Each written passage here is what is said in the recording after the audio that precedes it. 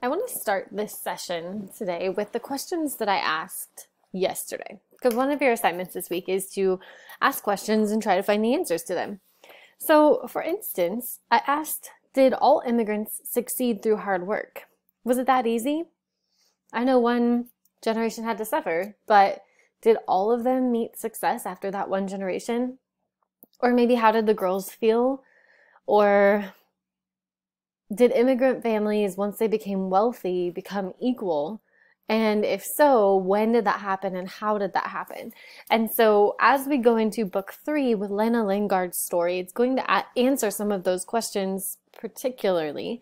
So I want to go, and so this will kind of classify as instruction for that particular assignment, as well as instruction in general on book 3 and what you might get out of it in terms of some of the literary value.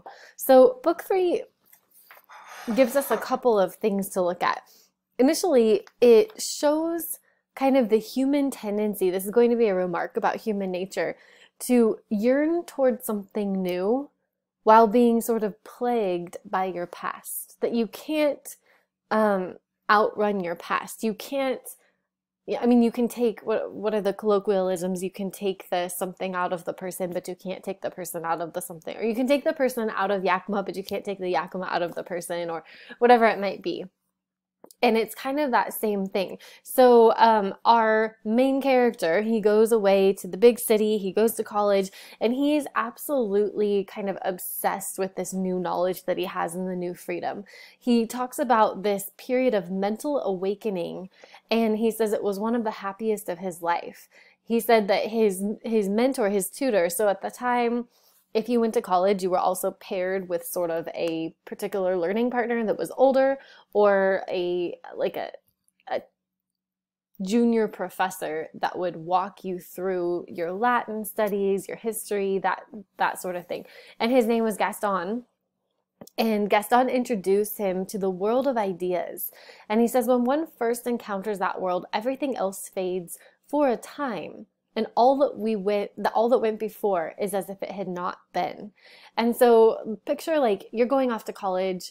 You are not going to think about your family. You're not going to think about home or your friends, apart from like the brief period of homesickness. But it's like you become somebody different. You become enamored with this new identity that you develop or imbue. And that does last for a while. For some, it's a couple of months. For some, it's a couple of years. And it's as if everything that comes before that dissipates. And then he's going to talk about all the things that he learns. And then he says, although I had admired scholarship so much in Cleric, his teacher, I wasn't deceived about myself. After putting in the hard work and the hours and the effort and the drudgery to earn the degree, and he's looking at further education, he says, I knew that I should never be a scholar. I got signed up. I knew that I should never be a scholar. And he talks about, I could never lose myself for long among impersonal things. Mental excitement was apt to send me with a rush back to my own naked land and the figures scattered upon it. While I was in the very act of yearning toward the new forms that Cleric brought up before me, my mind plunged away from me, and I suddenly found myself thinking of the places and people of my own infinitesimal past. And so it would be like people vowing, I am never coming back to Yakima. As soon as I can get out, I'm out, and I will not be back. And that's true of some people. I never went back where I grew up. It happens. Some people make that commitment and stick to it. Others, however, you get where you think you want to go, and all you can think about is the place. And you think about it with this sort of nostalgia, and he's going to go on and talk about what that looks like. While I was, so he talks about these places are standing out to him. They stood out strengthened and simplified now, like the image of the plow against the sun.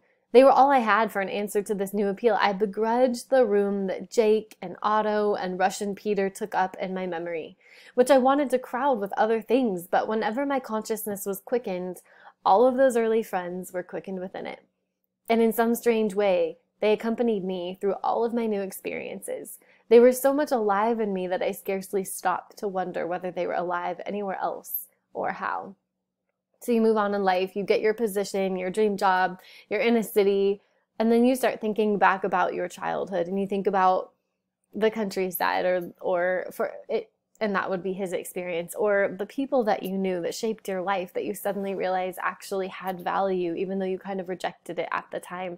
And you yearn for something good, something from the past, something that you remember, but you don't really have a concept of presently. So that's sort of the first theme that we get, is that the craving for something new and always the yearning for a place that's home, a place that's permanent, doesn't go away. Moving on from that, he goes into chapter 2, and Lena appears to him. Well, she comes to visit him. It doesn't like appear. And she walks in the room. He doesn't know who she is. Her voice seemed familiar, but I didn't recognize her until she stepped into the light of my doorway and I beheld Lena Lingard. She was so quietly conventionalized by city clothes, I might have passed her on the street without seeing her.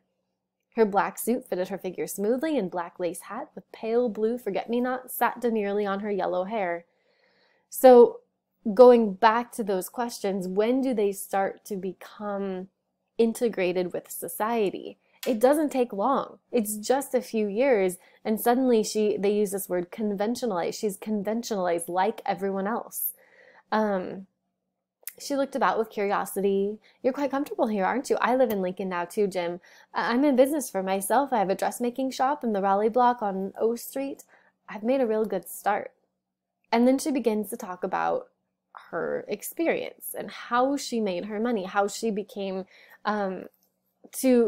how she earned this position that she had. She was already at home in my place.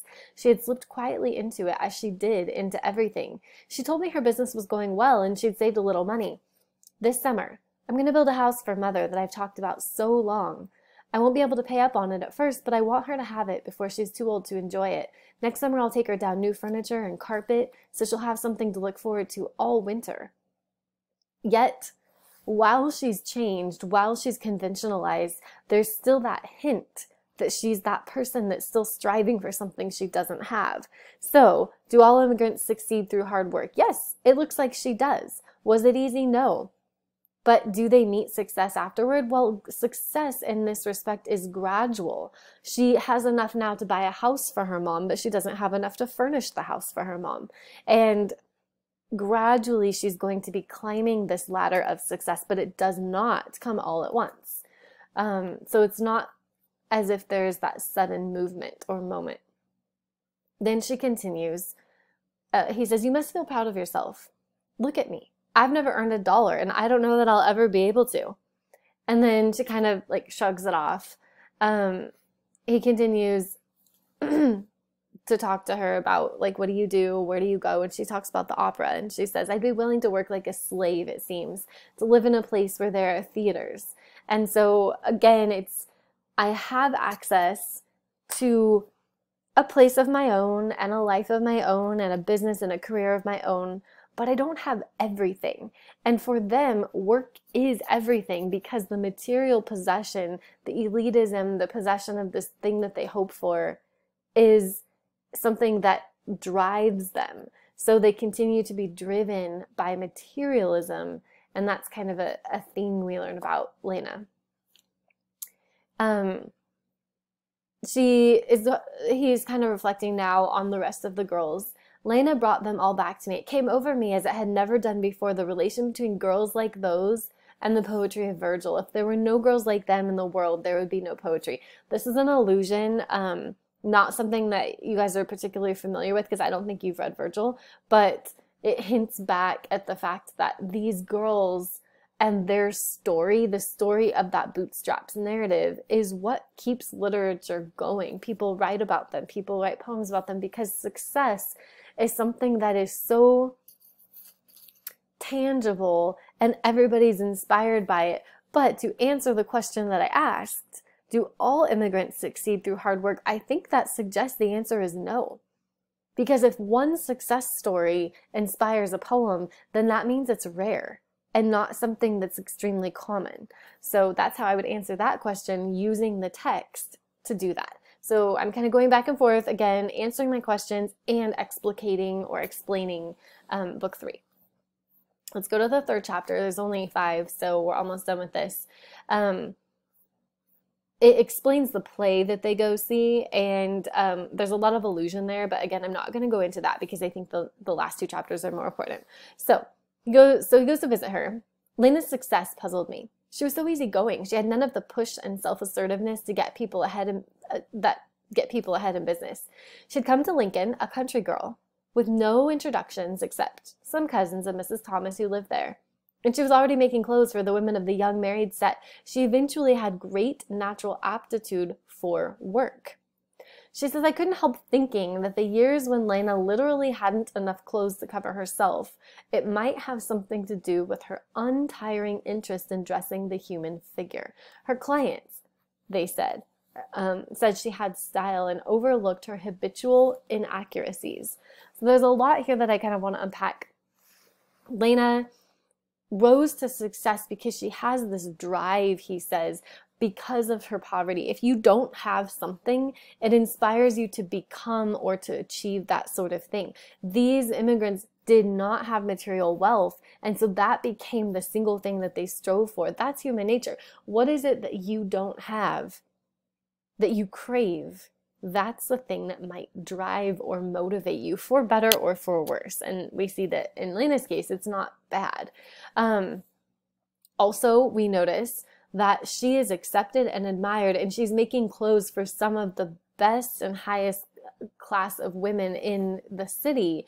And what they do is they overlook her habitual inaccuracies with language, etc. So, immigrant families become wealthy. Do they ever become equal? When and how? And it seems that Lena has been accepted as an equal. She has value, even though she can't quite speak the language perfectly. He's going to continue talking about the language and her manner. I thought her manner with her customers was very good and wondered where she had learned such self-possession. Sometimes after my classes were over, I used to encounter her downtown in her velvet suit and little black hat. She had a veil tied smoothly over her face, looking as fresh as the spring morning. She has a confidence and an air about her that if you were still an oppressed member of society, you would not have. And Lena's talk always amused me. Antonia had never talked like the people about her. Even after she learned to speak English readily, there was always something impulsive and foreign in Antonia's speech. But Lena had picked up the conventional expressions that she heard at Mrs. Thomas's dressmaking shop. Those formal phrases, the very flower of small-town proprieties, the flat commonplaces, nearly all hypocritical in their origin, became very funny, very engaging when they were uttered in Lena's soft voice with her caressing intonation and arch naivete. So basically, Antonia, spoiler alert, is not going to end up with quite the success that Lena has, and the big difference is language. Lena is accepted because she has slight and what's the word I'm looking for? Just not frequent inconsistencies with her language, whereas Antonia always sort of had a rough edge. She, even after she learned to speak English, she didn't speak like those around her. There was always something foreign. So again, we get the link between language and acceptance that connects to the last chapter. They might become wealthy, they might earn a position, but unless they're able to speak the language and integrate into society with all of the new cultural attitudes, do they ever have value? And I know scholars have picked up on this point to say that, unfortunately, if immigrants do not immerse themselves in the dominant culture and basically shut out their old culture, they will not be accepted. And Antonia continues to live the way that her family had lived as immigrants, rather than Lena and Tiny that we're going to see, who become immersed in American culture and actually see success as a result of that. So that's kind of one of the takeaways or the themes. We could go into a lot more details. One, for instance, is that there's 2 men, American men, that are pursuing her. They both want to marry her, and she says, no, I don't want a husband. Men are all right for friends, but as soon as you marry them, they turn into cranky old fathers, then you have to have children. She talks about how she always had to share a bed growing up. She experienced family life to the full, and she just wants to be alone for the rest of her life. Again, she's rejecting the way that she was raised and acclimating to a new culture, which is that good or is that bad? It's a question we get to answer as